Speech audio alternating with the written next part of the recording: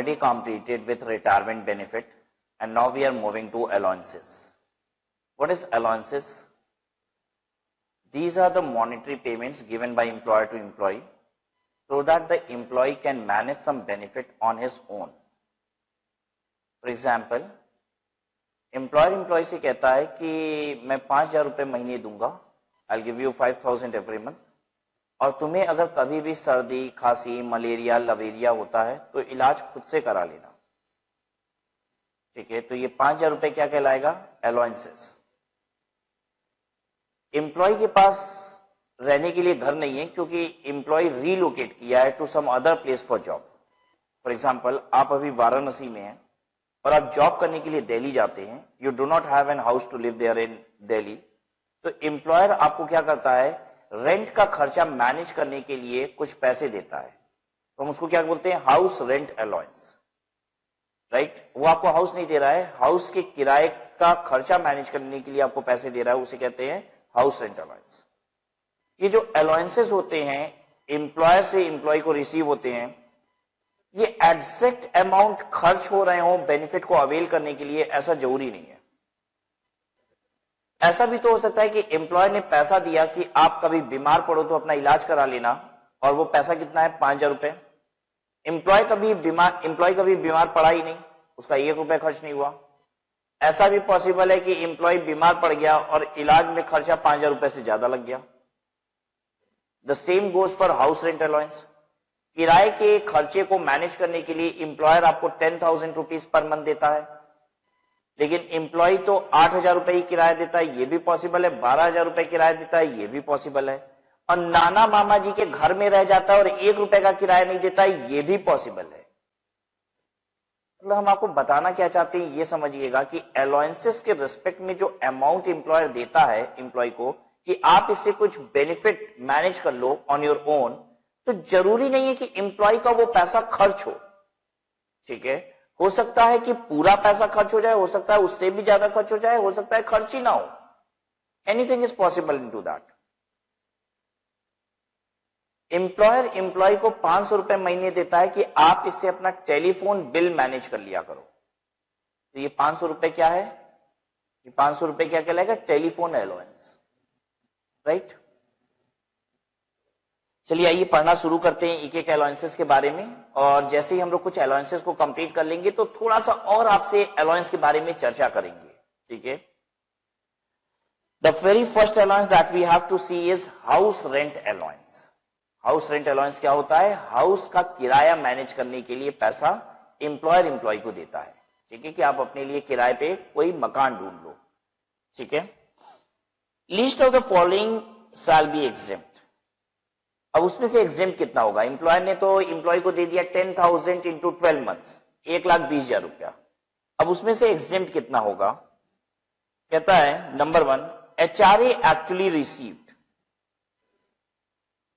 जो एचआरए का amount actually receive हुआ है वो. दूसरा, rent paid less 10% of salary. Rent paid minus 10% of salary.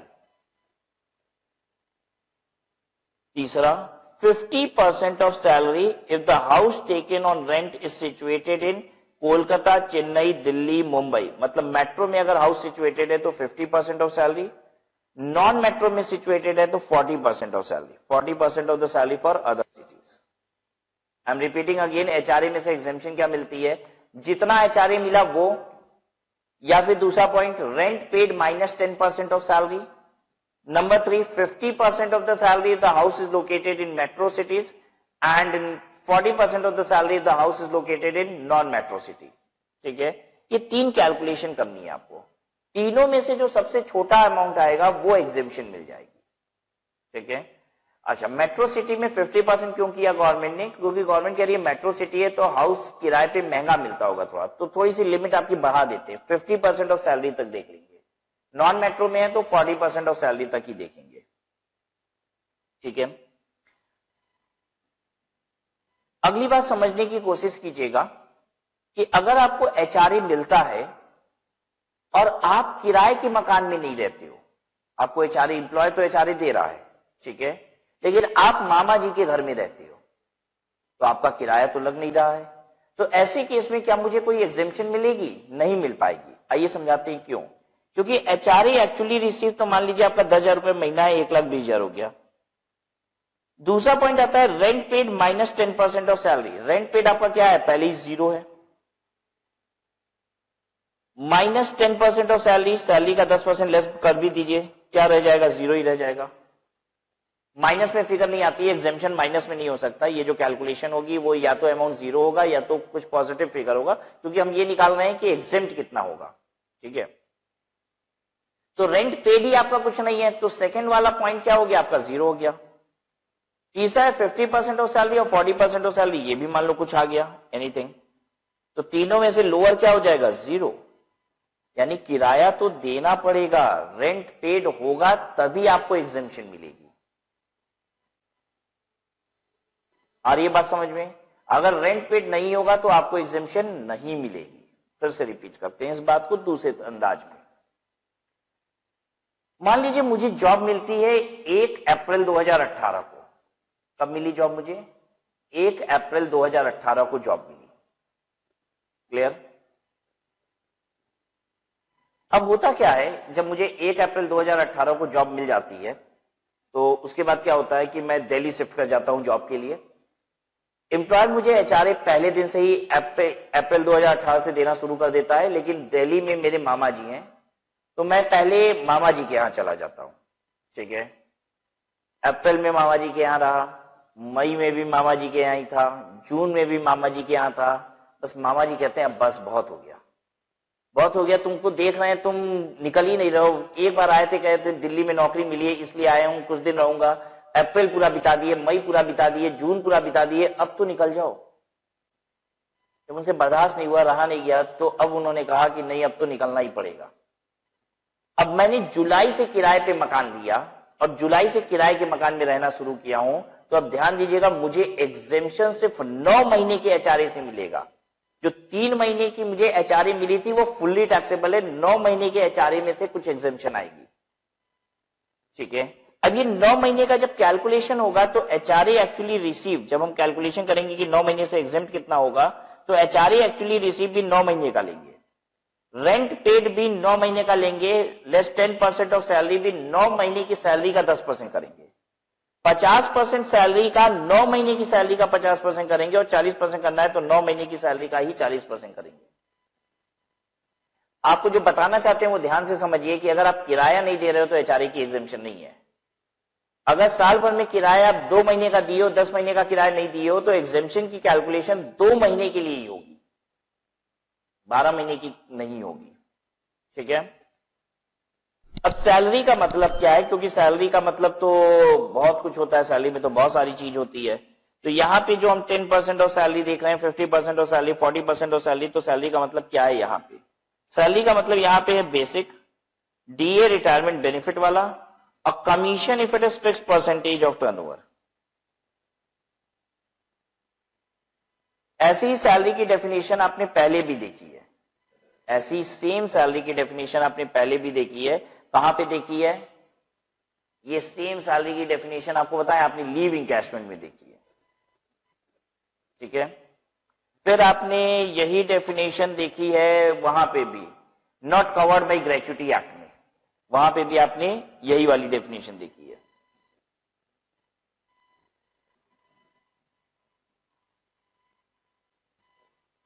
तो सैलरी जो आप लेंगे वो सिर्फ 3 कंपोनेंट सैलरी का लेंगे, बेसिक लेंगे, डीए सिर्फ रिटायरमेंट बेनिफिट वाला जो हिस्सा है वो लेंगे, और commission if it is a variable commission that is based on turnover commission. ठीक है, salary shall be determined on due basis. इसका क्या मतलब है? ऐसा भी तो पॉसिबल है कि सैलरी ड्यू हो गई 12 महीने की ड्यूरिंग द ईयर, लेकिन आपको रिसीव हुई है सिर्फ 10 महीने की, तो 10 महीने की सैलरी के बेसिस पे ये कैलकुलेशन नहीं होगा, ये 12 महीने की सैलरी के बेसिस पे ही कैलकुलेशन होगा। ऐसा भी पॉसिबल है कि सैलरी ड्यू हुई है 12 महीने की, आपको रिसीव हो गई है 15 महीने की, तो सैलरी टैक्सेबल तो 15 महीने की होती है, लेकिन इस कैलकुलेशन को जब हम करेंगे एचआरए की एग्जेम्पशन के लिए, जब कैलकुलेशन करेंगे तो सैलरी 12 महीने की लेंगे। जितनी सैलरी ड्यू हुई है ना, बस उसके बेसिस पे ये कैलकुलेशन होगा। एचआरए वाला कैलकुलेशन के लिए जब सैलरी लोगे आप, जब 3 कंपोनेंट लोगे, basic, DA, under retirement benefit और कमीशन, तो ये ड्यू बेसिस पे लोगे। Exemption is given only for that period for which the house is taken on rent. Therefore, HRA and salary are taken only for that period during which the house is taken on rent. जितने महीने के लिए आपने मकान किराए पे लिया, ये सारी कैलकुलेशन उतने महीनों की होगी। तो ऐसे केस में ये सैलरी और HRA वगैरह ये सब कुछ उतने महीने का ही लिया जाएगा जितने महीने के लिए आपने किराए पे मकान लिया है। अब एक बार फिर से आप ध्यान से इस कैलकुलेशन को देखिए कि जिसमें जो पॉइंट्स हैं, हमें क्या क्या चीज चाहिए अगर HRA की एग्जेम्पशन कैलकुलेट करनी हो तो। Item required to calculate HRA exemption.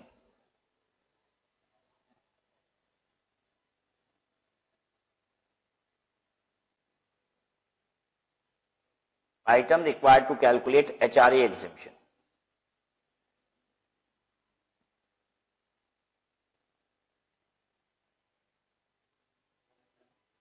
शुरू से पढ़ते जाइए। HRA एक्चुअली रिसीव्ड, यानी हमको जानना होगा HRA जानना है, ठीक है। HRA के बिना तो नहीं निकल पाएगा, HRA जानना होगा। दूसरा rent paid minus 10% of salary है, तो रेंट पेड जानना होगा, ठीक है। HRA जानना होगा, HRA जानना होगा, रेंट पेड जानना होगा, माइनस 10% ऑफ सैलरी, तो यानी सैलरी जाननी होगी। फिर लास्ट पॉइंट में है 40% ऑफ सैलरी और 50% ऑफ सैलरी, और ये डिपेंडेंट होता है where the house is located, तो हाउस की लोकेशन जाननी होगी। सैलरी 50 या 40 करना है तो सैलरी तो जान ही गए ना तीसरे पॉइंट में।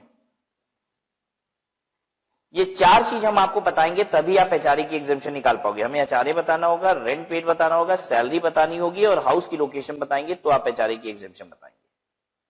क्या और भी कुछ चाहिए या इसमें से कोई आइटम हटा दे तो भी आप निकाल सकते हो HRA की एग्जेम्पशन। ये चार आइटम चाहिए तभी आप HRA की एग्जेम्पशन निकाल पाएंगे। पहले तो हमें ये बताइए 50% ऑफ सैलरी लेंगे कि 40%, एग्जांपल ले रहे हैं वहां बताइए 50% ऑफ सैलरी देखना है या 40% of salary. You are working in Delhi, you are working in Delhi, but आपने फ्लैट जो लिया है वो गुड़गांव पे लिया है क्योंकि आपका जो ऑफिस है वो दिल्ली गुड़गांव के बॉर्डर पे ही है ऑलमोस्ट। तो you are working in Delhi but you have taken flat in Gurgaon, सब NCR में आते हैं, ठीक है। Working in Delhi, flat in Gurgaon, 40% of salary लेना है या 50% ऑफ सैलरी लेना है तीसरे पॉइंट के लिए। 40% ऑफ सैलरी लेना है। आपका हाउस गुड़गांव में है, इस बात से नहीं मतलब है आप नौकरी कहां करते हैं। What you have to see where the house is located. House taken on rent is situated in, किराए पे जो मकान लियो वो कहां पे है। फिर से बात करते हैं, आप नोएडा में काम करते हैं, फ्लैट दिल्ली में ले रखे हैं, काम नोएडा में करते हैं, फ्लैट दिल्ली में ले लिए हैं।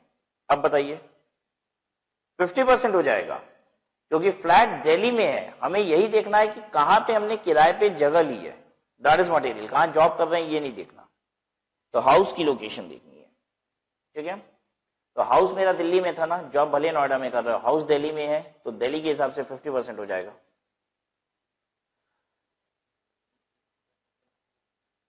अब आप ये समझिए कि आप साल भर ये चीज कॉमन है, अगर ये साल भर कॉमन है, HRA हर महीने का 8,000 रुपया है 12 महीने तक, रेंट पेड हर महीने का बराबर है 6,000 रुपया महीना। सैलरी में 3 कंपोनेंट को जोड़ना होता है, आपको मालूम ही है, बेसिक लेना होता है, DA रिटायरमेंट वाला लेना होता है और कमीशन लेना होता है परसेंटेज वाला जो होता है टर्नओवर पे। ये तीनों हर महीने का कांस्टेंट है, बराबर ही चल रहा है। ये है मान लीजिए 25,000 रुपया पर मंथ। और हाउस की लोकेशन भी कांस्टेंट है, हमेशा नोएडा में ही हाउस रहा है। तो आप सिंगल कैलकुलेशन कर सकते हैं, एक कैलकुलेशन करेंगे बस। आप क्या करेंगे, HRA एक्चुअली रिसीव्ड, तो कितना HRA है 8,000 इंटू 12, एक कैलकुलेशन। रेंट पेड, सीधे साल भर का रेंट माइनस साल भर की सैलरी का 10%। आपको सिंगल कैलकुलेशन करने की आवश्यकता है, ठीक है। हर जगह 12 महीने की कैलकुलेशन एक बार में कर लेंगे। You will have to make just one calculation for 12 months. But in case this changes, you will have to make separate calculation. For example, if HRA is 8,000 per month for say 4 months, But for remaining 8 months, HRA has become 9,000 for remaining 8 months. Now you'll have to make two calculation. अब हम calculation कैसे करेंगे, अब आपको यहां पे दिखाते हैं. HRA exempt कितना होगा, कैसे कैलकुलेट होगा. हम यहां पे दो कॉलम बना लेंगे, एक 4 महीने के लिए और एक 8 महीने के लिए, और एक साथ कैलकुलेशन करेंगे. पर्टिकुलर 4 मंथ और 8 मंथ. अच्छा, ऐसे भी बच्चे हैं जो अभी क्वेश्चन ही नोट नहीं किए हैं. बहुत सुभान अल्लाह, नोट करो. बेशर्मो, तुम लोग क्या करते हो, मतलब इवैल्यूएट करते रहते हो क्या कि सर अगर काम की चीज लिखेंगे तो नोट करेंगे और नहीं तो नोट नहीं करेंगे. अरे जितनी चीज लिखना है सब काम की है, सोचना नहीं है. लिख रहे हैं तो लिखना शुरू कर दो. इवैल्यूएशन मोड पे डाल देते हो. अगर देखेंगे पहले फाइनली सब कायदे की बात लिख रहे होंगे तब तो नोट करेंगे, नहीं तो छोड़ देंगे. चलिए करिए इसको.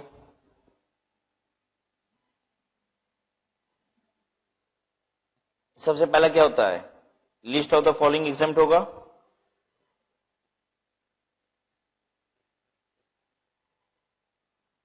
Exempt number 1, HRA actually received. HRA actually received. HRA actually received कितना है यहां, 8,000 रुपया. तो 8,000 इंटू 4 32,000 रुपया. और यहां पे 9,000 रुपया महीना हो चुका है 8 महीने के लिए. तो 9,000 इंटू 8 72,000.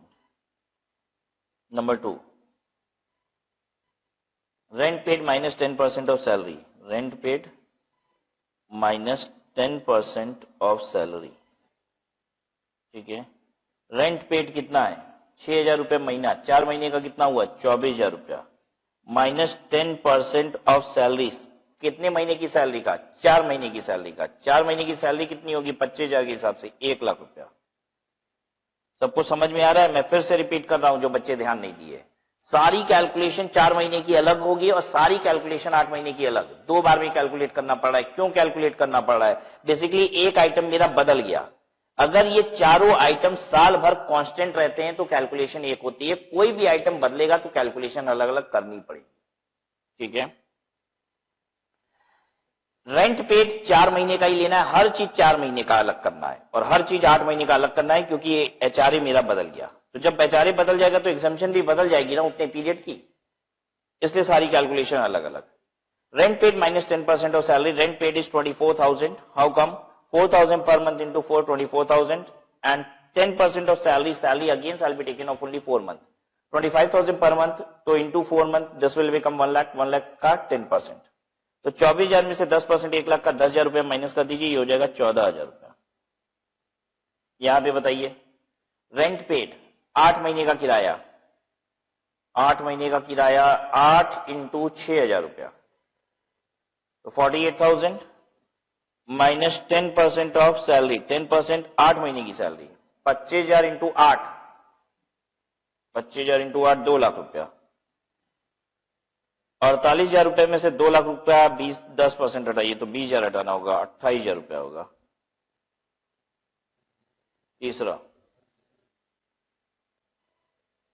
तीसरा क्या है, 40% ऑफ सैलरी होगा, क्योंकि हाउस नोएडा में है. 40% ऑफ सैलरी.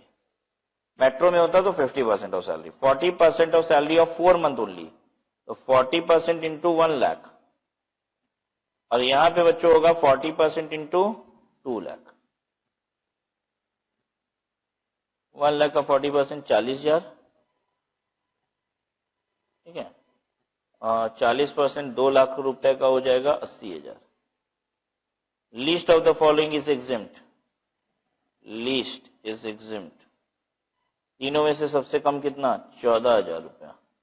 यहां तीनों में सबसे कम कितना, 28,000 रुपया. HRA रिसीव्ड कितना, HRA मिला है 8,000 इंटू 4, 9,000 इंटू 8, 8,000 इंटू 4 और 9,000 इंटू 8, 32,000 प्लस 72,000, ये हो गया 1,04,000 रुपया. ठीक है, एग्जेम्प्ट कितना है 42,000 रुपया। ठीक है, 14,000 ये और 28,000 ये मिला के 42,000 रुपया। तो HRA टैक्सेबल कितना हो गया? HRA टैक्सेबल हो गया 1,04,000 माइनस 42,000, ये हो गया 62,000।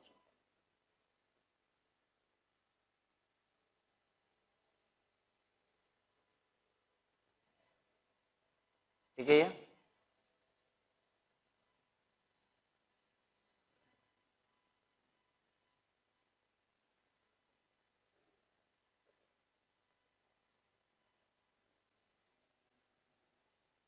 अच्छा। अब एक बात समझिए, नोट हो गया हो तो फिर बात करें आपसे आगे।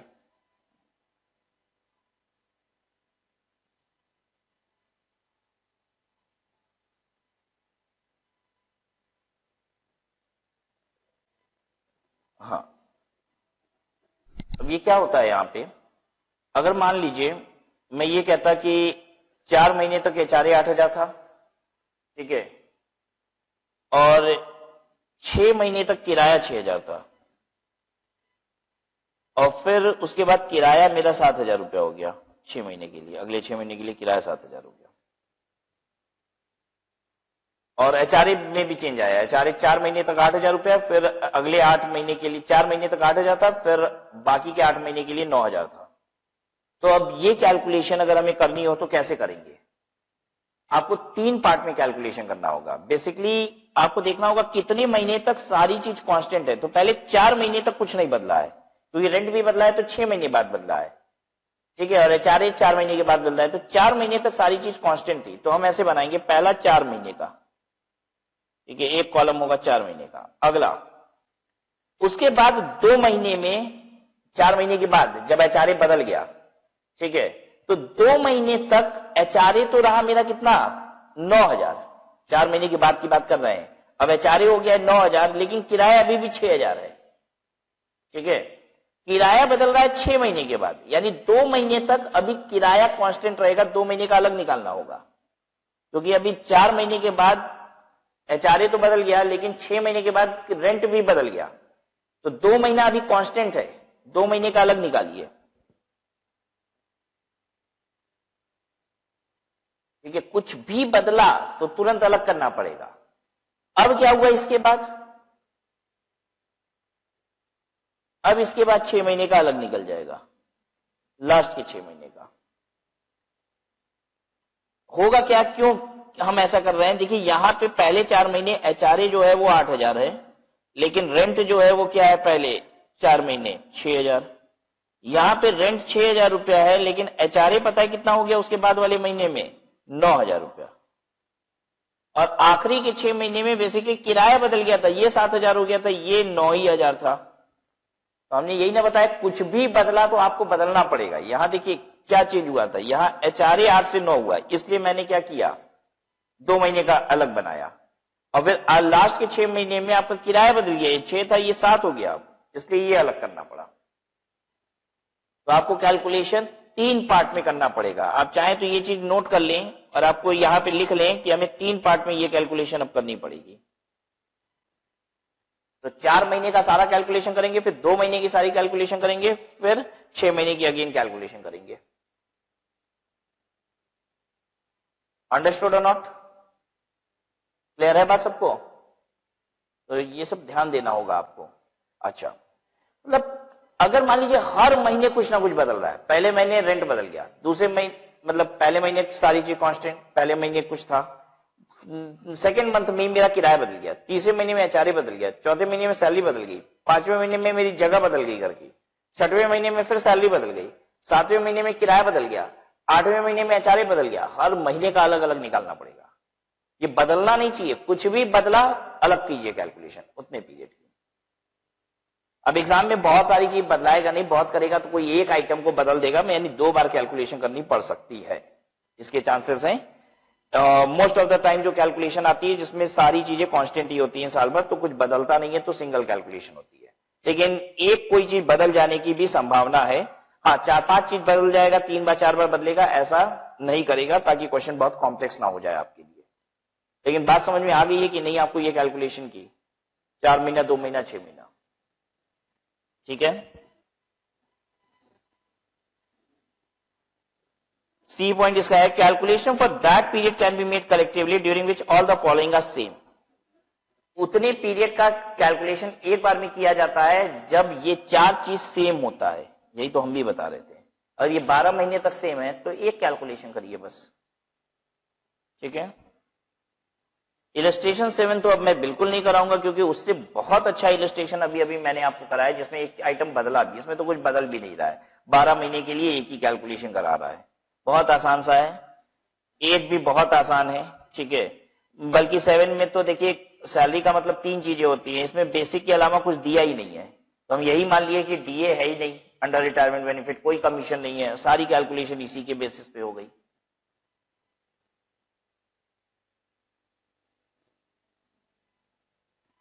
अगला देखते हैं हम लोग, एंटरटेनमेंट अलाउंस। एक खास बात थी एंटरटेनमेंट अलाउंस के बारे में जो हमने आपको पहले भी बताया है, एक बार रिपीट करेंगे आप? What was something special about entertainment allowance?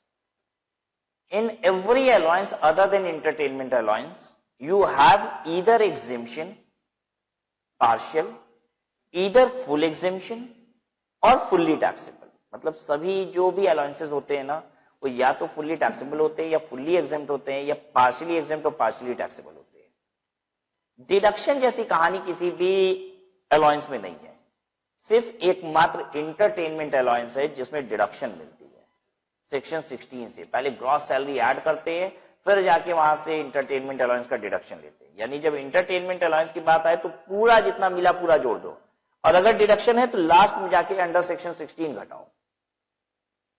पढ़ते हैं इसको।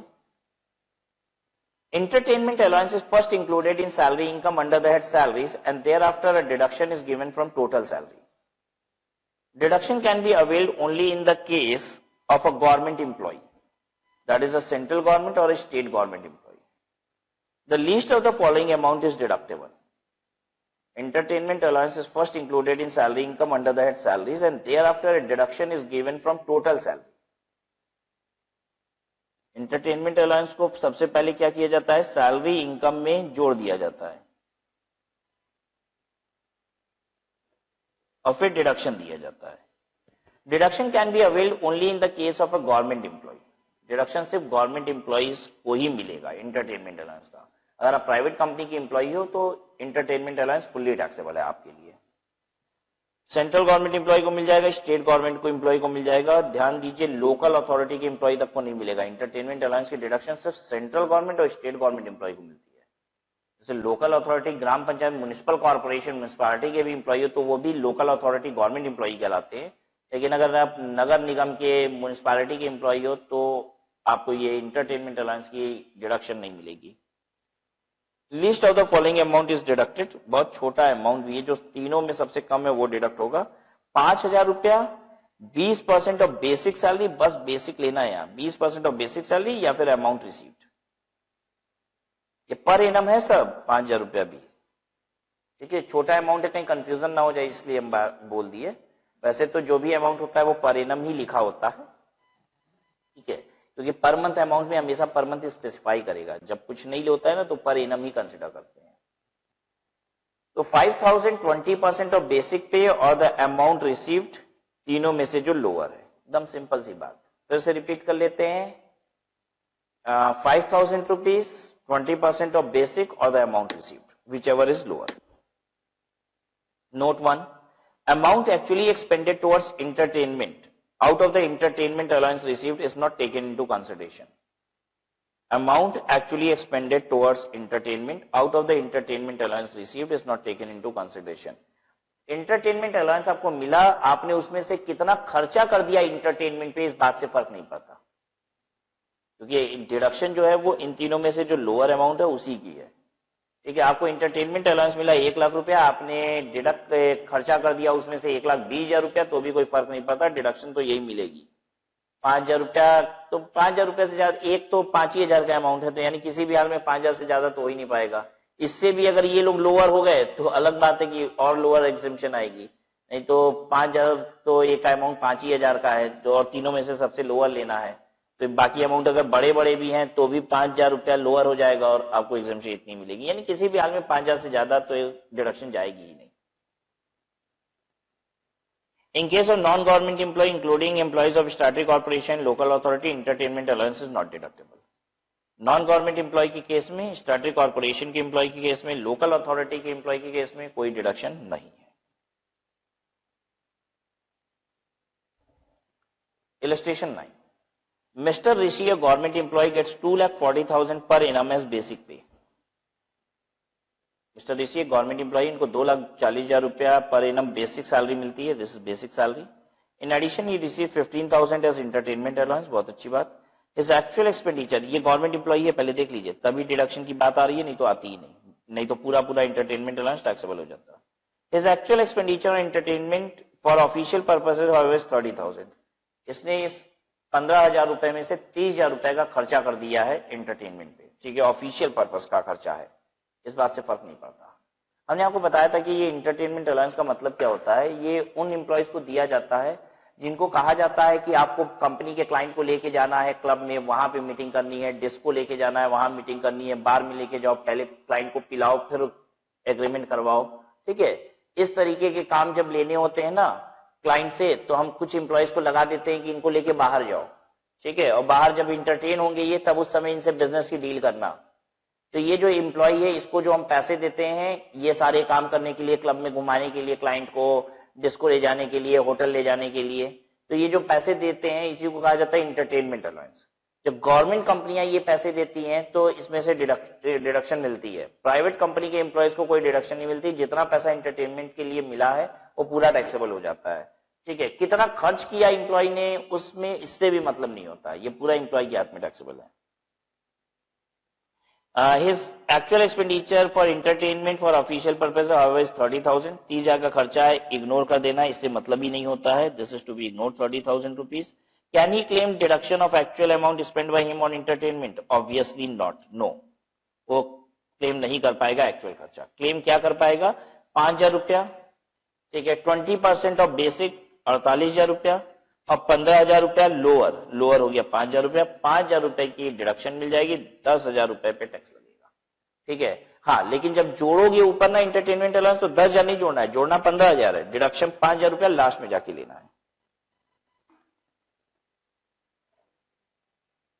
ठीक है।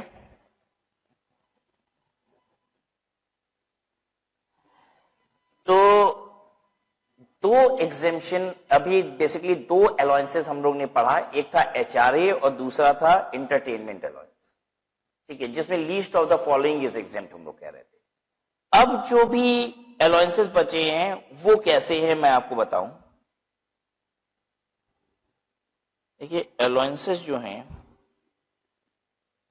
वो कितने प्रकार के हैं। पहला तो हो गया आपका एचआरए, दूसरा हो गया आपका एंटरटेनमेंट अलाउंस। इन दोनों में क्या खूबी थी, खूबी भी इनकी लिखते जाएं। इसमें था least of the following is exempt, least of the following is exempt. इसमें बेसिकली स्लैब्स हैं, 3 पॉइंट है, जो सबसे कम है वो एग्जेम्प्ट है। इंटरटेनमेंट में भी क्या था, यही था, least of the following is exempt. तीसरा वाला क्या है, तीसरा है अलाउंसेस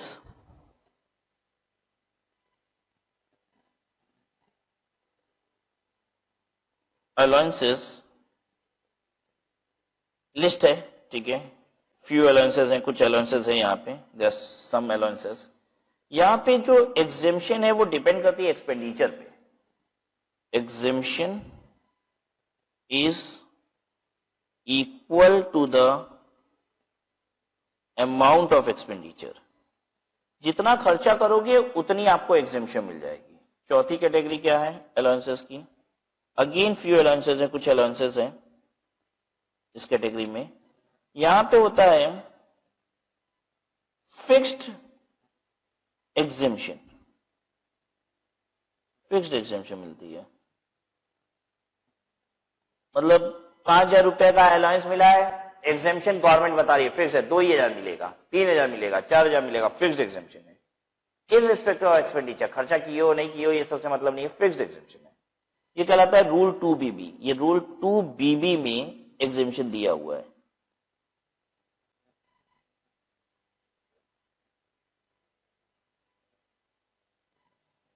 ठीक है, ये फिक्स्ड एग्जेम्पशन है। यहां पे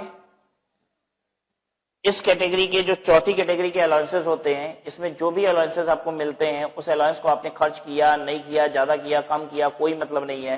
गवर्नमेंट ने लिमिट बना रखी है इसकी कि इतनी छूट है, बैलेंस टैक्सेबल है। एग्जेम्पशन डिसाइडेड है गवर्नमेंट के द्वारा। ठीक है, कहां पे लिखा हुआ है वो एग्जेम्पशन का अमाउंट? रूल 2BB, रट लेना है इसको, रूल 2BB में लिखा है बच्चों।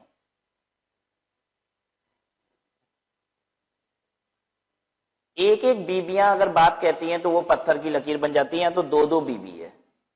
दो बीबियां अगर कोई बात कह दे, मिल के कह दें, तो बताइए वो पत्थर की लकीर बन जाएगी कि नहीं? वो तो लकीर बनी जाएगी, वो फिक्स है। वो बात परिवर्तित नहीं होगी। आप क्या कर रहे हो, कैसे कर रहे हो, उससे मतलब नहीं है। अब वो बात डिटरमिन्ड है, फिक्स्ड है।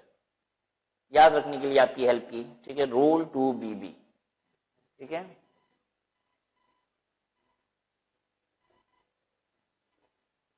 अच्छा अगला क्या है? इसके बाद भी कुछ है? हाँ, इसके बाद है फुल्ली एग्जेम्प्ट वाले अलाउंस। मतलब फिर कुछ अलाउंसेस हैं फुल्ली एग्जेम्प्ट अलाउंस है,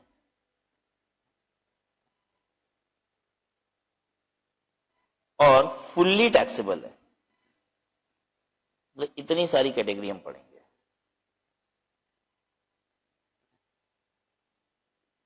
तो एचआरए और एंटरटेनमेंट हो चुका है। अब कुछ अलाउंसेस की लिस्ट है जिसमें खर्चे पे एग्जेम्पशन डिपेंड होगा। 5,000 रुपए मिला, 3,000 खर्चा कर दिए तो 3,000 एग्जेम्पशन, 2,000 टैक्सेबल। 5,000 मिला, 6,000 खर्चा कर दिए तो भाई एग्जेम्पशन कभी भी इनकम से ज्यादा नहीं होती। Remember one thing, exemption can never exceed income. ठीक है, 5,000 रुपए आपको मिला, 3,000 रुपए आपने खर्च किया तो 3,000 की एग्जेम्पशन। 5,000 रुपए मिला, 8,000 खर्च किया तो भी 5,000 की एग्जेम्पशन, वो इनकम नील हो जाएगी। ठीक है, कभी भी एग्जेम्पशन की वजह से इनकम माइनस नहीं हो जाएगी। ठीक है, ऐसा नहीं हो जाएगा कि एग्जेम्पशन की वजह से इनकम को माइनस कर दिया, सरकार से ही पैसा ले लिया, तुम ही दे दो, हम मेरा निगेटिव हो गया इनकम। नहीं, exemption can be equal to the amount of income or it can be lower than the amount of income. It cannot exceed income in any case. फिर कुछ अलाउंसेस ऐसे हैं जिसमें फिक्स्ड एग्जेम्पशन है। Rule 2BB में exemption specified है। आपको मिल रहा है 3,000 रुपया और रूल 2BB में लिखा है कि 2,000 एग्जेम्प्ट है तो 1,000 टैक्सेबल। आपको मिला 3,000, रूल 2BB में लिखा है 4,000 एग्जेम्प्ट है। रूल 2BB में 4,000 एग्जेम्प्ट लिखा है तो पूरा एग्जेम्प्ट हो गया आपका 3,000 जितना मिला, क्योंकि 4,000 तक एग्जेम्प्ट है। ठीक है, फिर क्या है? Fully exempt, fully taxable. Fully exempt या फिर फुल्ली टैक्सेबल। फुल्ली एग्जेम्प्ट मतलब 1 रुपया टैक्स नहीं देना है। फुल्ली टैक्सेबल मतलब पूरे अमाउंट पे टैक्स लगेगा, कोई छूट नहीं है। अब एक बात आपसे करने जा रहे हैं बच्चों, आप ये बताओ, आपको क्या लगता है कितने अलाउंसेस होते होंगे? गेम खेलते हैं, ठीक है, आपको पता तो है नहीं, अंदाज लगाते हैं कितने अलाउंसेस होते होंगे। अलाउंसेस है क्या? अगर हम इंप्लॉय को कुछ पैसे देते हैं, मॉनिटरी पेमेंट करते हैं कि ये बेनिफिट तुम खुद से मैनेज कर लेना, तो उसे अलाउंसेस कहा जाता है। ठीक है, कुछ अलाउंसेस के नाम आपने देख ही लिए, house rent allowance, entertainment allowance. हम आपको और भी बता देते हैं, कन्वेंस अलाउंस होता है, ट्रांसपोर्ट अलाउंस होता है, ठीक है, फूड अलाउंस होता है, ट्रेवलिंग अलाउंस होता है, बड़े सारे अलाउंसेस और भी हैं। ठीक है, ये सब क्या होता है? फूड अलाउंस का मतलब फूड मैनेज करने के लिए पैसा। हेल्पर अलाउंस का मतलब हेल्पर मैनेज करने के लिए पैसा। यूनिफॉर्म अलाउंस मतलब यूनिफॉर्म खुद से मैनेज कर लो, इसके लिए पैसे ले लो। कितने अलाउंसेस होते होंगे? एक अंदाज। आप अगर नियर बाई भी रहोगे ना तो मैं मान लूंगा कि हाँ आपने सही गेसवर्क किया। मैं देखना चाहता हूं कि आप कितनी अच्छी गेसवर्क भी करते हो। कितने अलाउंसेस होते होंगे? हम बोले आपको लगेगा कि ज्यादा हो रहा है तो रोक देना मुझे। टोटल 10 अलाउंस होते होंगे, नहीं 25 और ज्यादा लग रहा है, 50 के आसपास। कुछ लोग एग्री कर रहे हैं, सब 50 के आसपास होता होगा। जो लोग नहीं एग्री कर रहे हैं उनके लिए और आगे बढ़ रहे हैं, देखिए कहां पे जाके रुकते हैं सब। 100 अलाउंस। अच्छा, अब मोटा मोटी सारे लोग सेटल हो रहे हैं, 100 अलाउंसेस होते होंगे। जो नहीं सेटल हो रहे उनके लिए 200 allowance, 500, 1000, infinite is the right answer. कोई लिमिट नहीं है अलाउंसेस की। अरे इंप्लॉय को आप जो बेनिफिट देना चाहते हैं, ठीक है, उसके लिए आप पैसे दीजिए और उसका नाम क्या होगा, जो बेनिफिट देना चाहते हैं वही उसका नाम होगा। जैसे मेरा एक एम्प्लॉय आया, ठीक है, हमने देखा कि उसके शूज बड़े खराब है, हमने उसको 2000 रुपया दे दिया, बोला शूज अलाउंस। अरे अलाउंस के नाम कोई कानून थोड़ी ना बताएगा। अलाउंस का मतलब होता है किस बेनिफिट के लिए पैसा दे रहे हो। ये तो अनलिमिटेड हो सकता है, ठीक है। मेरी सुंदर सी सेक्रेटरी है, बड़ी प्यारी सी सुंदर सी सेक्रेटरी है, ठीक है। मैंने एक दिन उसको 10,000 रुपया दिया। उसने पूछा सर कौन सा अलाउंस है ये, क्या है? हमने कहा सीक्रेट अलाउंस, किसी को बताना नहीं है, सीक्रेट अलाउंस। क्या ये भी एक नाम बन गया, सीक्रेट अलाउंस? बस समझने की कोशिश कीजिए, अंदर में मत घुसिए सुंदर सी सेक्रेटरी में। समझने की कोशिश कीजिए जो समझाना चाह रहे हैं कि अलाउंस का नाम कहीं डिसाइडेड नहीं है, जो मैंने बोल दिया वो नाम है, ये कहना चाहते हैं। कोई सुंदर सेक्रेटरी नहीं है मेरी। बात समझ में आई सबको? एम्प्लॉय सुबह सुबह आया किसी दिन, 4 बजे ही हमने सुबह बुला लिया उसको, ठीक है। घर से नाश्ता भी करके नहीं आया, खाना भी नहीं लाया है। हमने उसको नाश्ते के लिए पैसा दिया, ब्रेकफास्ट अलाउंस, खाने के लिए पैसा दे दिया, लंच अलाउंस। कोई लिमिट थोड़ी ना है। जिस बेनिफिट के लिए आप पैसे दे रहे हो एम्प्लॉय को, वो उस अलाउंस का नाम है,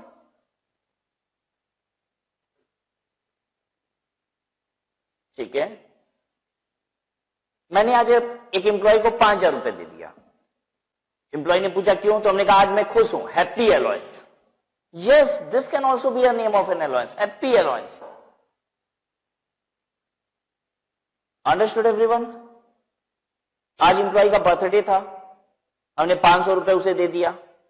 उसने पूछा सर किस बात का? मैंने कहा गिफ्ट अलाउंस, अपने लिए खुद ही गिफ्ट खरीद लो। Are you getting my point? सबको बात समझ में आ रही है?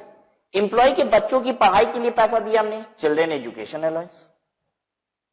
हमने कन्वेंस के लिए पैसा दिया, कन्वेंस अलाउंस। तो अलाउंसेस कैन बी इनफाइनाइट, कितने भी हो सकते हैं। तो हमें क्या पढ़ा जाएगा? क्या इनफाइनाइट अलाउंस पढ़ेंगे? अरे नहीं बच्चों, इनफाइनाइट कैसे पढ़ सकते हैं? तो हम पढ़ेंगे क्या? हमने एचआरए पढ़ लिया, ये पढ़ना था, इंटरटेनमेंट पढ़ लिया, वो पढ़ना था।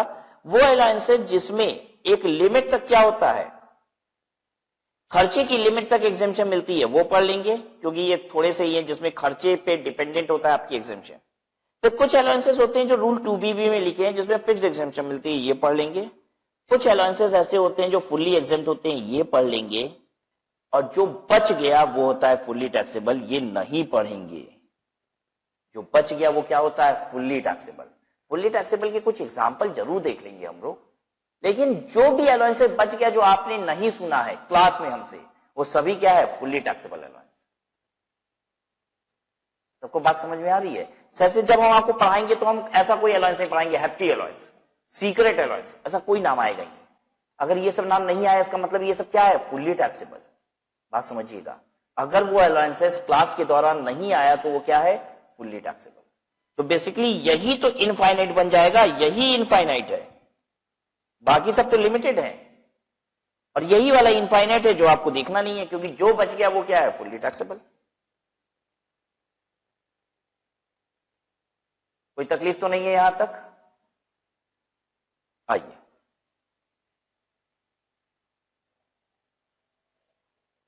When exemption depends upon actual expenditure by the employee, खर्चे पे जहां exemption depend करती है, उन allowances को देखने जा रहे हैं। The following allowances are exempt under section 1014 to the extent the amount is utilized for the specified purpose for which allowance is received. आपको allowance जिस पर्पस के लिए दिया गया है, उस पर्पस के लिए आपने जितने पैसे खर्च किए हैं वो आपको डिडक्ट करने को मिलेंगे, वो एग्जेम्प्ट हो जाएगा, ठीक है। आपको पैसे मिले कन्वेंस के लिए 5,000 रुपए, आपने कन्वेंस पे 4,000 रुपए खर्च किए तो 4,000 की एग्जेम्पशन है।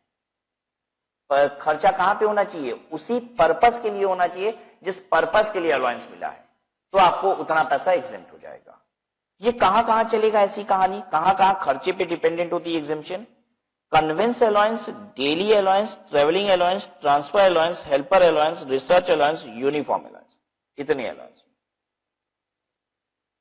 कन्वेंस, डेली अलाउंस, क्या डेली अलाउंस को डीए कहते हैं? नहीं बच्चों। What is DA? Dearness allowance. DA is dearness allowance, महंगाई भत्ता। डेली अलाउंस का शॉर्ट फॉर्म डीए है ही नहीं, उसको डेली अलाउंस ही बोलते हैं, शॉर्ट में बोला ही नहीं जाता। ठीक है, कहीं आप कंफ्यूज ना हो जाओ, बाद में आपने डीए पढ़ा, कहीं आपके दिमाग में आने ना लग जाए कि DA is daily allowance. No, dearness allowance was DA, daily allowance को डेली अलाउंस ही कहते हैं। Conveyance allowance, daily allowance, travelling, transfer, helper, research and uniform, इन अलाउंसेस को अगर आप अवेल करते हैं एम्प्लॉय से, तो जितना खर्चा करते हैं इसके पर्पस के लिए उसे आप डिडक्ट कर लीजिए, वो एग्जेम्प्ट हो जाएगा, बाकी टैक्सेबल है। देखिए यहां पे 3 वर्ड है जो बेसिकली लोग एक जैसा ही समझते हैं, मैं लिख देता हूं उसे। कन्वेंस, देखिए कन्वेंस अलाउंस के बाद डेली अलाउंस है, फिर ट्रेवलिंग है एक वर्ड। तो कन्वेंस क्या होता है, ट्रेवलिंग क्या होता है, और ट्रांसफर क्या होता है? कन्वेंस अलाउंस क्या होता है, ये किस लिए पैसा मिला है? ट्रेवलिंग अलाउंस अगर एम्प्लॉय दे रहा है तो वो किस लिए दे रहा है, क्या मतलब है इसका? ट्रांसफर अलाउंस दे रहा है तो ये इसका क्या मतलब है? और एक होता है ट्रांसपोर्ट अलाउंस। ट्रांसपोर्ट अलाउंस यहां इस वाली लिस्ट में आपको नहीं मिलेगा, ये यहां वाली लिस्ट में नहीं दिख रहा है। पता है क्यों नहीं दिख रहा है? क्योंकि ये इसमें है ही नहीं, ये रूल 2BB वाले में है, जहां पे फिक्स्ड डिडक्शन आपको एग्जम्पशन मिलती है, वो वहां वाली लिस्ट में, यहां वाली लिस्ट में है ही नहीं। लेकिन चर्चा अभी कर लेते हैं क्योंकि सब एक जैसा, ये बेसिकली लोग एक जैसे ही अलाउंस समझते हैं। इनमें अंतर क्या है ये समझते हैं, पहले इन दोनों का अंतर समझ लेते हैं। कन्वेंस और ट्रेवलिंग क्या है? अगर एम्प्लॉयर एम्प्लॉय को वाराणसी से दिल्ली भेज रहा है, तो दिल्ली आने जाने के लिए जो पैसा देगा ऑफिस के काम से, वाराणसी से दिल्ली भेज रहा है एम्प्लॉयर ऑफिस के काम से, कोई मीटिंग है या कोई कॉन्फ्रेंस है वहां पे, या कोई क्लाइंट से मीटिंग करनी है उसके लिए भेज रहा है, तो एम्प्लॉयर एम्प्लॉय को जो पैसे देता है उसे कहा जाता है ट्रेवलिंग अलाउंस। वाराणसी के अंदर ही क्लाइंट से मिलने की जाना है, ठीक है, एक क्लाइंट से पैसे लेने जाना है, क्लाइंट को इनवॉइस देने जाना है, क्लाइंट से मिलने जाना है, व्हाटएवर, शहर के अंदर ही अगर इंप्लॉय को भेजा जा रहा है एम्प्लॉयर के द्वारा और भाड़े के लिए पैसा दिया जा रहा है तो उसे कहा जाता है कन्वेंस। कन्वेंस होता है विद इन सिटी और ये होता है from one city to another. अगर हम एम्प्लॉय को दूसरे शहर भेजते हैं, ठीक है, तो भाड़े का जो पैसा देते हैं उसे कहा जाता है ट्रेवलिंग। अगर सेम शहर में वो घूमता है उसके लिए हम पैसे देते हैं तो उसे कहा जाता है कन्वेंस। ठीक है, अब जब एक एम्प्लॉय का ट्रांसफर होता है, ट्रांसफर का मतलब होता है तुम्हें अब शिफ्ट कर रहे हैं, तुम अभी तक वाराणसी में काम करते थे, कंपनी की एक ऑफिस दिल्ली में भी है, तुमको दिल्ली भेजा जा रहा है, तुम्हें वहां काम करना है। तो जब आपको दिल्ली भेजा जाएगा तो उस समय आपको पैसा दिया जाएगा दिल्ली जाने का खुद का, और आपको अपना ट्रक में सारा सामान लाद के भी तो दिल्ली ले जाना पड़ेगा। अब दिल्ली जा रहे हो, परमानेंटली वहीं पे जॉब करोगे तो घर में जो टीवी है, ठीक है, सोफा सेट है, डाइनिंग टेबल है, बेड है, रेफ्रिजरेटर है, वो भी तो लाद के ले जाओगे दिल्ली। तो एम्प्लॉयर आपको पैसा देता है दिल्ली खुद के जाने का और सामान को ले जाने का। सामान को ले जाने का जो पैसा दिया जाता है उसे कहा जाता है ट्रांसफर अलाउंस, और खुद को जाने का जो पैसा दिया जाता है वो कहलाता है ट्रेवलिंग अलाउंस। हमने पहले भी बताया ट्रेवलिंग अलाउंस होता है एक शहर से दूसरे शहर जाने के लिए पैसा देना। आपके जाने का जो पैसा है वो ट्रेवलिंग है, आपके सामान को ले जाने का पैसा जो मिल रहा है वो है ट्रांसफर अलाउंस। समझ में आया कि नहीं सबको? जैसे बोलते हैं शहर के अंदर जाना है, एम्प्लॉयर पैसे दे रहा है कन्वेंस अलाउंस, शहर के बाहर जाना है ट्रेवलिंग अलाउंस, हमें ट्रांसफर किया जा रहा है दूसरी जगह पे, अब हमको जॉब करनी है तो एम्प्लॉयर पैसे दे रहा है खुद के जाने का तो ट्रेवलिंग है, और सामान ले जाने का पैसा दे रहा है कि ट्रक का भाड़ा वाड़ा दे देना इससे, तो वो क्या कहलाएगा? Transfer allowance. ट्रांसपोर्ट अलाउंस अब क्या चीज है? ट्रांसपोर्ट अलाउंस बताने के लिए आपसे ही पहले एक बात पूछनी होगी, कितने बच्चे ऐसे हैं जो स्कूल बस से जाते थे, स्कूल बस से? कितने बच्चे स्कूल बस से जाते थे स्कूल? अच्छा, एक बात बताओ, जो फी रिसिप्ट होती थी उसमें लिखा होता था फिर ट्यूशन फी, ठीक है, ये तो स्कूल की ट्यूशन फी हो गई। उसके अलावा फिर आप बस से जाते थे तो एक पैसा और जोड़ा जाता था, उसको क्या लिखा रहता था? फी रिसिप्ट देखी थी कभी आपने? क्या लिखा होता था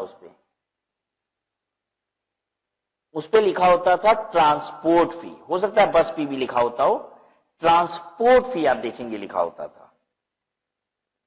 ट्रांसपोर्ट का मतलब क्या होता है हम आपको बताएं। अगर एक ही रूट पे रेगुलरली आपको ट्रेवल कराया जाता है, एक ही रूट पे रेगुलरली ट्रेवल कराया जाता है तो उसे कहा जाता है ट्रांसपोर्ट, ठीक है। सेम रूट होना चाहिए तो उसे कहा जाता है ट्रांसपोर्ट। एक बात बताइए, स्कूल में जो बस का पैसा लिया जाता था वो ट्रांसपोर्ट फी क्यों कहा जाता था? क्योंकि सेम रूट पे आपको रोज ले जाता था बस वाला, ठीक है। आज सिगरा से उठाता था, ठीक है, स्कूल कहां है? सिगरा से उठाता था, स्कूल लौरा बीर है, तो सिगरा से उठाता था, लौरा बीर ले जाता था, वापस लौरा बीर से सिगरा लाता था। कि ऐसा भी होता था, कभी आप उसको बस वाले को कहते थे काम करो मुझे तो महमूदगंज ही छोड़ दो, अगले दिन कहते थे काम करो मुझे लंका छोड़ दो। बच्चा हर दिन कहीं ना कहीं मस्ती करता है, पता नहीं स्कूल के बाद क्या करता है, फिर घर जाता है। नहीं, ऐसा नहीं होता है।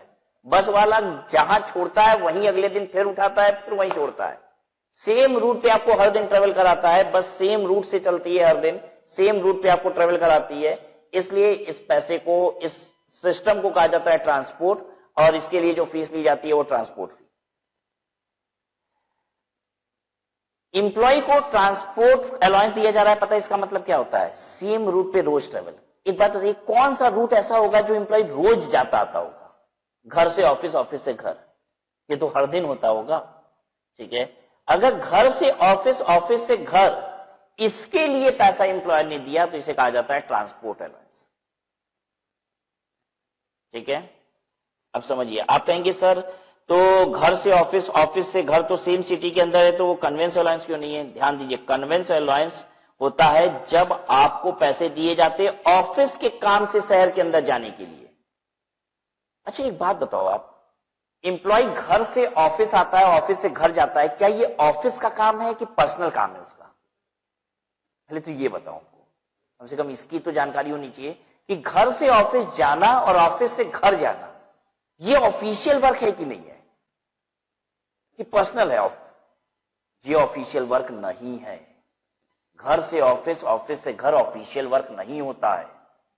ऑफिशियल वर्क होता है अगर इंप्लॉय को 9 बजे पहुंचना है और शाम को 6 बजे ऑफिस से निकल जाना है, तो 9 से 6 के बीच जो करता है वो ऑफिशियल वर्क है। वो 9 बजे कैसे पहुंचता है इससे ऑफिस का कोई लेना देना नहीं, 6 बजे के बाद वो घर कैसे जाता है इसलिए ऑफिशियल वर्क नहीं है, ये उसका पर्सनल काम है।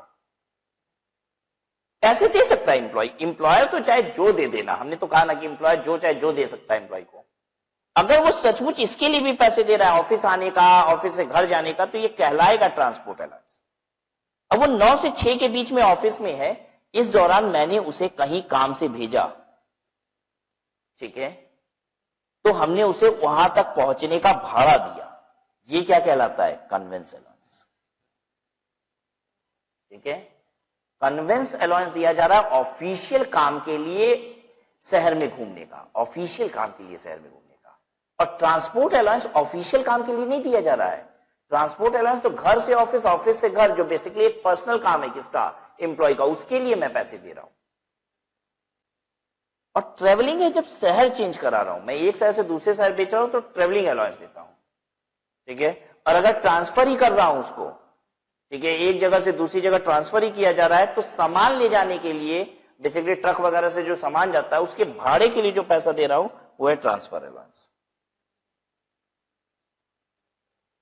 ठीक है। अब आपको ये सब पढ़ना तो है ही नहीं, नेचर ऑफ अलाउंस, क्योंकि ये तो मैं समझाते जा रहा हूं आपको, ये पढ़ने की आवश्यकता नहीं है। कन्वेंस अलाउंस क्या होता है? ऑफिशियल पर्पस के लिए, ठीक है, विद इन सिटी जो इंप्लॉय जाता है उसका पैसा मिलता है, वो कन्वेंस अलाउंस है। और जितना पैसा वो खर्च कर देगा वो एक्सेप्ट बैलेंस टैक्सेबल, ठीक है। हर केस में यही है, जितना खर्च उतना exam balance taxable. Daily allowance, daily allowance क्या होता है? अगर मैं अपने एम्प्लॉय को वाराणसी से दिल्ली भेजता हूं तो मैं उसे भाड़े के रूप में क्या दे देता हूं? Travelling allowance. लेकिन एक बात बताइए, कोई भी इंसान जब अपने घर से दूर होता है तो क्या उसका खर्चा थोड़ा ज्यादा होता है? हाँ।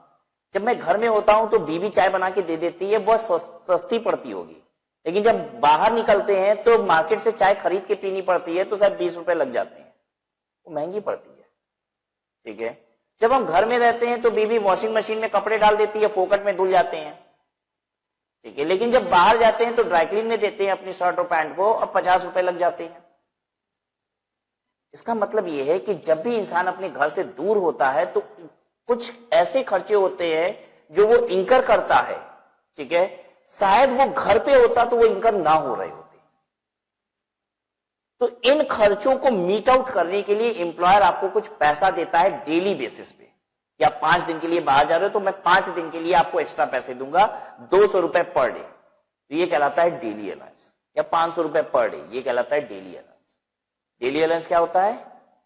जब भी एम्प्लॉय अपने नॉर्मल वर्क प्लेस से दूर जाएगा तो एम्प्लॉयर उसे कुछ पैसे देगा पर डे का, एक्स्ट्रा पैसे, ताकि वो अपने खर्चे उठा सके। किस तरीके के?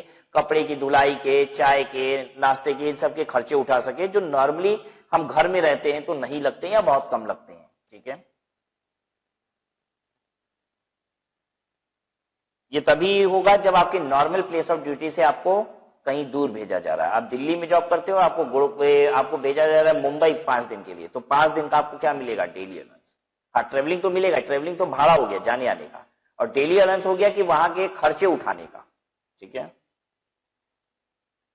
तो कन्वेंस समझ लिया हमने, डेली अलाउंस समझ लिया। अब डेली अलाउंस में हमको मिला मान लीजिए 500 रुपया। ठीक है। 500 रुपया मिला, मैं बाहर गया हुआ था, दिल्ली से मुंबई गया हुआ था, तो मुझे एम्प्लॉयर ने 500 रुपया दिया कि चाय पानी इससे कर लेना तुम। मेरा खर्चा आया 300 रुपया, तो 300 रुपया एग्जेम्प्ट हो जाएगा और 200 रुपया टैक्सेबल हो जाएगा। 200 रुपये पे मुझे टैक्स देना होगा क्योंकि एम्प्लॉयर 500 रुपया दिया है। ठीक है। एम्प्लॉयर को 500 रुपए में से 200 रुपए लौटाने हैं, उस केस की बात नहीं हो रही है। ठीक है। अगर लौटा दिए तब तो 300 मिला ना, तब तो 300 रुपया एग्जेम्प्ट हो जाएगा। 300 खर्चा, 300 मिला। ठीक है। एम्प्लॉयर ने 500 रुपया दिया और एम्प्लॉयर तुमसे हिसाब नहीं ले रहा है कि तुम चाय कितने की पी रहे हो और फिर उसके बाद कितने रुपए का ड्राई क्लीन करा रहे हो। 500 रुपया दे दिया कि इससे कर लेना अपना मैनेज। ठीक है। तो ऐसे केस में हमने तो 300 में मैनेज कर लिया, तो 500 में से 300 एग्जेम्प्ट हो जाएगा और 200 रुपया क्या हो जाएगा? टैक्सेबल हो जाएगा। ठीक है। ट्रेवलिंग अलाउंस, ट्रेवलिंग अलाउंस मतलब एक शहर से दूसरे शहर जाने के लिए फेयर जो दिया जा रहा है। ठीक है। मुझे फेयर दिया गया वाराणसी से दिल्ली जाने का 5000 रुपया, और जो मेरा फेयर लगा बेसिकली वो कितना था? मान लीजिए 4000 रुपया, तो 1000 रुपया टैक्सेबल हो जाएगा। ट्रांसफर अलाउंस, ट्रक से सामान ले जाने के लिए पैसा मिल रहा है। एम्प्लॉय ने दिया था 20,000 रुपया, ट्रक वाले ने लिया सिर्फ 17,000 रुपया, 3,000 रुपये मिली इनकम। 3,000 रुपया टैक्सेबल इनकम हो जाएगी, 17,000 एग्जेम्प्ट हो जाएगा। हेल्पर अलाउंस, दो चीजें होती हैं और लोग एक ही समझते हैं, इसलिए पहले आपको बता दें, हेल्पर और सर्वेंट दोनों में अंतर समझते हैं। हेल्पर किसे कहते हैं, सर्वेंट किसे कहते हैं? हेल्पर एंड सर्वेंट, वैसे तो लोग एक ही वर्ड मानते हैं, हेल्पर हो गया सर्वेंट हो गया, दोनों में अंतर है, थोड़ा सा अंतर है, माइन्यूट सा। हेल्पर वो होता है जो ऑफिशियल वर्क कराता है, मतलब मेरी ऑफिस में कोई काम करेगा, मेरी ऑफिस में कोई हेल्प करेगा तो उसे हम हेल्पर कहेंगे। ठीक है। घर में कोई मेरी बीवी के साथ सब्जी बनवाने में मदद करेगा तो उसे हम सर्वेंट कहेंगे। बात समझ में आ गया? Helper is for official work और सर्वेंट जो होता है वो डोमेस्टिक वर्क के लिए होता है।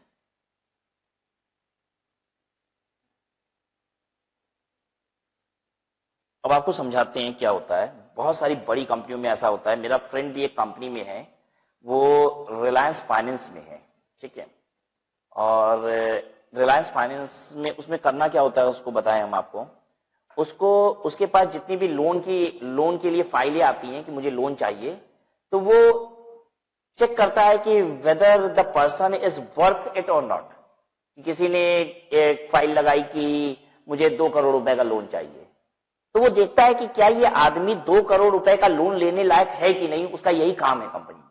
तो वो अगर साइन कर देता है तो कंपनी लोन दे देती है, ठीक है, उसका यही काम है। बेसिकली वो चेक करता है, प्रोफाइल चेक करता है, कैसे करना होता है। देखिए बहुत सारी चीज देखनी होती है। एक इंसान आया कि मुझे 2 करोड़ रुपए का लोन चाहिए, तो बहुत काम करना पड़ेगा। पहले उसकी जगह पे जाना पड़ेगा, देखना होगा उसका बिजनेस कैसा है, बिजनेस में अर्निंग कैसी है, ठीक है। फिर वो जो रिटर्न वगैरह, देखिए जब हम लोन के लिए कोई अप्लाई करता है तो अपनी रिटर्न वगैरह हम उससे सबमिट कराते हैं, तो रिटर्न वगैरह, इनकम टैक्स की रिटर्न भी चेक कराई जाती है कि ये सही है कि नहीं है। ऐसा तो नहीं कि जो इनकम टैक्स में रिटर्न फाइल कर रहा है वो उसमें लिख रहा है कि मेरी इनकम 2 लाख रुपया है या 5 लाख रुपया है, और लोन लेने के लिए हमें जो रिटर्न की कॉपी दे रहा है उसमें 50 लाख रुपया है। मतलब जो रिटर्न हमें दिखा रहा है वो जमा नहीं किया है, वो गलत रिटर्न है। ऐसा भी तो हो सकता है, ठीक है। तो मतलब हमें ये सारी चीजें चेक करनी होती हैं, तो इसके लिए बार बार ऑफिस से बाहर भी जाना पड़ेगा। And now that friend of mine is a chartered accountant, वो सीए है। अब आप बताइए क्या सीए दौड़ दौड़ के जा जाके हर जगह क्लाइंट को साइट विजिट करेगा, उसकी फाइल कलेक्ट करेगा, पेपर उससे लेगा, इनकम टैक्स डिपार्टमेंट जाएगा, वहां से वेरीफाई करेगा कि रिटर्न सही है कि नहीं है? नहीं, ये थोड़ी ना एक्सपेक्ट किया जा रहा है कि चार्टर्ड अकाउंटेंट से कि वो ये सारी चीजें करे। तो कंपनी क्या करती है मैं आपको बताऊं, मैं अपने फ्रेंड की एकदम प्रैक्टिकल बात बता रहा हूं। उस फ्रेंड को, ये जो मेरा फ्रेंड है सीए फ्रेंड, उसको सैलरी मिलती है करीब 2 लाख रुपए महीने की। उसकी सैलरी है 2 लाख रुपए पर मंथ, और उसको कंपनी क्या करती है 30,000 रुपया महीना अलग से देती है, कहती है ये है हेल्पर अलाउंस। और कंपनी ने बोल रखा है कि तुम एक काम करो, 2 हेल्पर अपने अंडर रख लो, अपना सैलरी दे दिया करो, इसी 30,000 रुपए में तुमको अलग से दे रहे हैं, तुम 2 हेल्पर रख लो, ये लोग को फील्ड वर्क कराया करो। ये लोग फील्ड में दौड़े जाएं, क्लाइंट की फाइल लाएं, क्लाइंट से बात करें, क्लाइंट का इवैल्यूएशन, मतलब फील्ड वर्क जितना भी है ये इनसे कराया करो। इनको भेजो इनकम टैक्स डिपार्टमेंट वेरीफाई कराने के लिए, फील्ड वर्क, क्लाइंट पेपर नहीं दे रहा है, पेपर लेने के लिए, ठीक है, सारे फील्ड वर्क इनसे कराओ। ये जो कंपनी 30,000 रुपए दे रही है, क्या ये खर्च करना मेरे फ्रेंड के लिए जरूरी है? जरूरी नहीं है। वो हो सकता है एक ही हेल्पर रख ले 15,000 रुपए का, या 10,000 रुपए का एक हेल्पर रख लिया, 20,000 बचा लिया। ऐसा भी हो सकता है वो 30,000 रुपया पूरा बचा ले, खुद ही बाइक लेके निकल जाता है, जहां जाना होता है निकल जाता है, हर जगह फील्ड वर्क सारा यही कर रहा है, ये भी पॉसिबल है। ये कंपनी को काम चाहिए, कंपनी ने कहा इतना काम चाहिए हमको, हम चाहते हैं कि तुम बैठ के काम करो, 2 लाख रुपया तुम अपनी तनख्वाह रखो और 30,000 रुपया और ले लो, 15,000 रुपए के 2 लड़के लगा दो, फील्ड वर्क कराओ उनसे पूरा, जहां भी भेजना हो, पेपर कलेक्ट करने, डिपार्टमेंट वगैरह सब उनको भेजो। ऐसा भी पॉसिबल है क्या कि मेरा फ्रेंड 20,000 रुपए के 2 एम्प्लॉय रख ले, या 20,000 रुपए के 3 एम्प्लॉय रख लिया है, कंपनी तो 30,000 दे रही है, वो 60,000 का खर्चा कर दे रहा है, अपनी जेब से भी कुछ लगा दे रहा है, पॉसिबल है। हो सकता है इसको ज्यादा काम करेगा ये, तो इसको ज्यादा इंसेंटिव वगैरह कंपनी से मिलता है, तो ये कुछ एम्प्लॉय के पैसे अपनी जेब से भी लगा दे रहा है, काम ज्यादा हो, ताकि कंपनी को दिखाई दे कि इस एम्प्लॉय से ज्यादा आउटपुट आ रहा है। पॉसिबल है, ये भी पॉसिबल है, ठीक है। अब हम लोग बात कर लेते हैं एग्जेम्पशन की। अगर हेल्पर अलाउंस के नाम पे 30,000 रुपया मिला है, एम्प्लॉय ने खर्च किया से 10,000 रुपया, तो 20,000 रुपया टैक्सेबल हो जाएगा, 10,000 रुपया एग्जेम्प्ट है। अब एम्प्लॉय को मिला 30,000 रुपया, लेकिन उसने 60,000 रुपया खर्च कर दिया, तो 30,000 रुपया पूरा एग्जेम्प्ट है, माइनस नहीं हो जाएगा। Exemption can never exceed income. मिलेगा 30,000 रुपया, खर्चा कर देंगे 60,000 रुपया, तो 30,000 रुपया पूरा एग्जेम्प्ट है, 1 रुपया इनकम में जोड़ा नहीं जाएगा, टैक्स नहीं लगेगा, ठीक है, माइनस नहीं हो जाएगा। हेल्पर अलाउंस समझ में आ गया। ऑफिशियल वर्क के लिए, अच्छा कंपनी क्यों नहीं इन लोग को रख ले रही है? कंपनी नहीं रखना चाहती। कंपनी अगर अपने पेरोल पे रखेगी तो कंपनी को बड़ी आफत होगी, कंपनी को इसका ग्रेच्युटी जमा करना पड़ेगा, इसका पेंशन जमा करना पड़ेगा। कंपनी कहती है हम क्यों टेंशन लें, ये 2 हेल्पर जो इसने रखा है ना, मेरे फ्रेंड ने रखा है, ये कंपनी के एम्प्लॉय नहीं है, ये मेरे फ्रेंड के एम्प्लॉय हो गए। और मेरा फ्रेंड किसका एम्प्लॉय है? रिलायंस कंपनी का। समझ में आ रही है? रिलायंस कंपनी इन 2 लोगों को खुद नहीं रखना चाहती है, कह रही है हम क्यों रखें इन लोग को, ये बड़ा टेंशन होता है एम्प्लॉय रखने का, ग्रेच्युटी का टेंशन, पेंशन का टेंशन, ठीक है, वो हम अपने एक एम्प्लॉय को दे दे रहे हैं, वो रख लेगा इन लोग को अपने अंडर में, और वो खुद ही सैलरी दे देगा। समझ में आ गई बात? Research and academic allowance, research को एकेडमिक भी कहा जाता है, रिसर्च अलाउंस कह लो या एकेडमिक अलाउंस कह लो, is one and the same thing. क्या मतलब है इसका? कंपनी अगर आपको रिसर्च करने के लिए पैसा देती है तो उसे कहा जाता है रिसर्च अलाउंस या फिर एकेडमिक अलाउंस। जैसे कंपनी मोबाइल बनाती है, ठीक है, और मैं कंपनी का एम्प्लॉय हूं और मैं मोबाइल पे कुछ रिसर्च कर रहा हूं, कंपनी को पता भी नहीं है ये बात, मैं मोबाइल पे कुछ रिसर्च कर रहा हूं, ठीक है। एक दिन कंपनी के डायरेक्टर मेरे घर आते हैं और मैं कहता हूं अच्छा बैठिए, बैठाता हूं उनको, और जब तक मैं चाय लेने जाता हूं उनके लिए तो तब तक वो जो मेरी स्टडी पेपर वगैरह था मेरे टेबल पे आते हैं, देख लेते हैं, यदि मैं मोबाइल पे कुछ रिसर्च कर रहा हूं। तो मुझसे पूछते हैं कि क्या तुम कुछ मोबाइल पे रिसर्च कर रहे हो? मैंने बताया कि हाँ मैं ऐसा रिसर्च कर रहा हूँ, इस तरीके का मोबाइल बनाने की पूरी प्लानिंग चल रही है मेरी। तो कहते हैं अपनी रिसर्च को कंटिन्यू रखो, ठीक है, और अब अगले महीने से रिसर्च का पैसा मैं दिया करूंगा तुम्हें, रिसर्च में खर्चे अपनी जेब से मत उठाओ, मैं रिसर्च को फाइनेंस करता हूं, तुम रिसर्च करो, जितना पैसा लगेगा इस रिसर्च में मैं दूंगा। तो अगले महीने से एम्प्लॉयर ने 1 लाख रुपए महीना देना शुरू कर दिया उस पर रिसर्च करने के लिए मुझे। मेरा खर्चा आया 80,000 रुपए का, तो 80,000 रुपए एग्जेम्प्ट हो जाएगा, 20,000 रुपए टैक्सेबल इनकम हो जाएगी। तो रिसर्च के लिए अगर पैसा मिलता है, एकेडमिक अलाउंसेस मिलते हैं, तो जितना पैसा आप खर्च करते हैं वो एग्जेम्प्ट है, बैलेंस टैक्सेबल है। Uniform allowance, uniform allowance, uniform का मतलब क्या होता है? स्कूल के ड्रेसेस को यूनिफॉर्म कहा जाता है, मालूम है ना क्यों? क्योंकि यूनिफॉर्म का मतलब होता है यूनिफॉर्मिटी, यूनिफॉर्म का मतलब ही होता है एक जैसा, एक जैसा अगर कोई चीज होता है तो उसी को बोला जाता है यूनिफॉर्म। स्कूल के ड्रेस को यूनिफॉर्म क्यों बोला जाता है मालूम है? क्योंकि सारे लोग एक जैसा पहने हुए हैं, and therefore it is uniform. Uniform is basically a word called uniformity. Uniformity क्या होता है? एक जैसा। यूनिफॉर्म अलाउंस का मतलब है कि आपको यूनिफॉर्म खरीदने के लिए पैसे दिए जा रहे हैं। अब यूनिफॉर्म कहां होता है? कंपनी में जाइए तो यूनिफॉर्म किसके लिए होता है मालूम है? प्यून का यूनिफॉर्म होता है, गार्ड्स के लिए यूनिफॉर्म होता है, बाकी जो सीनियर एम्प्लॉयज होते हैं उनके लिए भी यूनिफॉर्म होता है क्या कि आपको सफेद शर्ट और काला पैंट ही पहन के आना है? नहीं, ये नहीं देखने को मिलता। नॉर्मली जो हमें देखने को मिलता है वो ये देखता है कि प्यून कैडर पे या फिर गार्ड कैडर पे, इन सब पे यूनिफॉर्म होता है ताकि पहचान में आए कि yes they are peons, they are guards, right. तो उनको यूनिफॉर्म बनाने के लिए कंपनी क्या करती है? पैसे देती है, ठीक है, और इसे कहा जाता है यूनिफॉर्म अलाउंस। तो मैंने क्या किया, 2,000 रुपए गार्ड को दिए कि इससे अपना यूनिफॉर्म बनवा लो। गार्ड ने यूनिफॉर्म कितने में बनवा लिया? 1,500 रुपए। तो 500 रुपए टैक्सेबल और 1,500 रुपए एग्जिट, ठीक है बात। लेकिन बहुत सारी कंपनियां हैं सीनियर लेवल पे भी एम्प्लॉयज को यूनिफॉर्म में आने को कहती हैं। मैं आपको बताता हूं, मेरा एक फ्रेंड है वो टाटा में है, one of my friend is in Tata, ठीक है, और वो बताता है कि मेरे यहां भी यूनिफॉर्म है। और यूनिफॉर्म क्या है? व्हाइट शर्ट पहननी होती है उनको, और उनके यहां पॉकेट पे स्ट्राइप लगी होती है, वहां पे कंपनी का नाम लिखा होता है, टाटा लिखा होता है।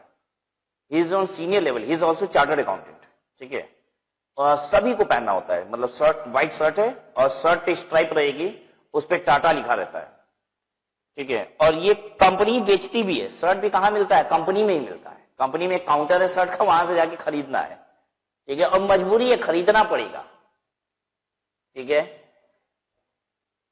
तो आपको पता है वो लोग क्या करते हैं? अलाउंस देना तो दूर, टाटा कंपनी में अलाउंस नहीं देते कि शर्ट खरीदने का पैसा, ठीक है, बल्कि वो तो क्या करते हैं उल्टे सैलरी में से ही काट लेते हैं पैसा। जैसे वो कहता है कि मेरी सैलरी मान लीजिए 1 लाख रुपए है, तो कहता है कि कंपनी क्या करती है? 500 रुपया काट लेती है हर महीने, कहती है एक शर्ट खरीद लेना, शर्ट का वाउचर पकड़ा देती है कि नीचे जाके काउंटर से शर्ट ले लो एक, ठीक है। तो यूनिफॉर्म तो वहां पे भी है लेकिन अलाउंसेस नहीं है, ठीक है। अलाउंसेस का मतलब ये होता है कि जब कंपनी पैसा देती है अलग से आपको कि आपको ये यूनिफॉर्म खरीदना है, राइट। अच्छा एक बात बताइए, मैंने अपने एम्प्लॉयज को पैसे दिए, 2,000 रुपए सभी को दिए, और बोले कि आपको एक जीन्स और टी शर्ट खरीदनी है, any jeans and T shirt that you like, you can purchase it from the market. Is it uniform allowance? No, ये यूनिफॉर्म अलाउंस तो ही ना हुआ। कोई भी जीन्स और टी शर्ट खरीद सकते हो, तो यूनिफॉर्म कहां हुआ? यूनिफॉर्म का मतलब होता है जब मेरी कंपनी में एक ड्रेस कोड होता है और आपको उस ड्रेस कोड का कपड़ा लेने के लिए पैसे दिए जाते हैं, ठीक है। हाँ, मेरी कंपनी का ड्रेस कोड ही क्या है? White T shirt and black jeans, white T shirt and black jeans, ये मेरी कंपनी का ड्रेस कोड है, ठीक है, white T shirt, black jeans is the dress code of my company. अब हम इंप्लॉयज को पैसे देते हैं कि तुम्हें व्हाइट टी शर्ट खरीदनी है, ब्लैक जींस खरीदनी है। अब ये यूनिफॉर्म अलाउंस है, जितने रुपए का खरीदेंगे वो डिडक्ट कर लेंगे, वो एग्जेम्प्ट हो जाएगा, बैलेंस टैक्सेबल। समझ में आ रही है बात सबको? तो यूनिफॉर्म अलाउंस तभी कहा जाएगा जब यूनिफॉर्म ड्रेस कोड कंपनी में चलता है। जब कोई ड्रेस कोड चलता ही नहीं है तो कुछ भी पैसा दे तो यूनिफॉर्म अलाउंस नहीं है वो। यूनिफॉर्म अलाउंस तभी कहलाएगा जब ड्रेस कोड चलता है, और अगर ड्रेस कोड चलता है तो जितना पैसा मैंने खर्च किया यूनिफॉर्म खरीदने में वो एग्जेम्प्ट, बैलेंस टैक्सेबल। ठीक है, आइए आपको इलस्ट्रेशन पे ले जाते हैं। बहुत सिंपल होता है, जितना खर्च उतना exempt, balance taxable. Convince allowance मिला 25,000 रुपए का, 23,000 खर्च तो 2,000 टैक्सेबल। ट्रेवलिंग अलाउंस मिला 15,000 रुपए का, 18,000 रुपए का, ज्यादा ही खर्च हो गया तो भाई कुछ भी चार्जेबल टू टैक्स नहीं होगा। ठीक है, एग्जेम्प्ट कितना होगा? 15,000 में से 15,000 ही एग्जेम्प्ट होगा, ज्यादा एग्जेम्प्ट नहीं हो सकता, ज्यादा खर्चा कर भी दिए। ट्रांसफर अलाउंस 20,000 मिला, 18,000 खर्च तो 2,000 रुपया क्या हो जाएगा आपका? टैक्सेबल। वेरी सिंपल थिंग, जितना खर्च किए उतना एग्जेम्प्ट, बैलेंस टैक्सेबल। ठीक है, तो आज हम लोग ने एक वैरायटी देख ली अलाउंसेस की। ठीक है, where the allowances is exempt depending upon the amount of expenditure.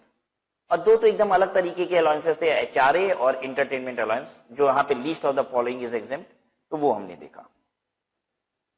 तो आपको एक बार वापस से ले जाएं कि हमने क्या क्या आपको बताया था। देखिए, एचआरए ये हम लोग ने कर लिया कंप्लीट, एंटरटेनमेंट कर लिया, अलाउंसेस जो कि डिपेंडेंट अपॉन एक्सपेंडिचर है वो कर लिया। अब हम लोग फिक्स्ड एग्जेम्पशन वाला रूल 2B, ठीक है, फुल्ली एग्जेप्ट, ये सब कुछ नेक्स्ट क्लास में करेंगे। ठीक है, so will stop over here.